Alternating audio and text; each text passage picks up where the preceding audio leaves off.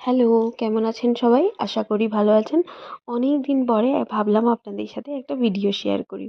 সেদিন চলে গেছিলাম 26শে জানুয়ারি দুপুরবেলায় বুক ফেয়ারে। দুপুর যাওয়ায় ভিড়টা একটু কম পেয়েছিলাম, কিন্তু যত সন্ধ্যের দিকে সময় গড়াতে থাকলো ভিড়টা বাড়তে থাকলো। যাই হোক, ছেলেকে নিয়ে আমরা প্রত্যেক বছর বুক ফেয়ারটা যাওয়ার চেষ্টা করি। কারণ কিছু পারি না পারি, যেগুলো আমাদের ঐতিহ্য সেগুলো যদি ওকে না দিই তাহলে আর কী দিলাম বলুন?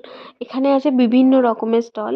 এই বুক ফেয়ারটা আমাদের ৪৯তম ইন্টারন্যাশনাল বুক ফেয়ার, মানে ৪৯তম বইমেলা চলছে।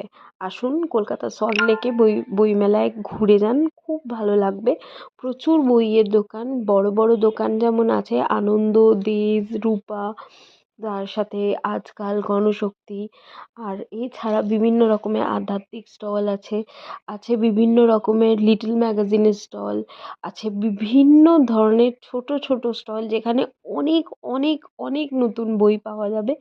বইকে ভালোবাসলে, বইকে যদি একটু মনে হয় যে সময় দিতে পারবেন, তাহলে একবার অন্তত বুক ফেয়ারে এসে ঘুরে যাওয়াটা উচিত বলে আমার মনে হয়। এছাড়া এখানে খাবারের খুব সুন্দর ব্যবস্থাপনা আছে। খাবারের কোনো সমস্যা হবে না। পার্কিংও এখানে খুব ভালো।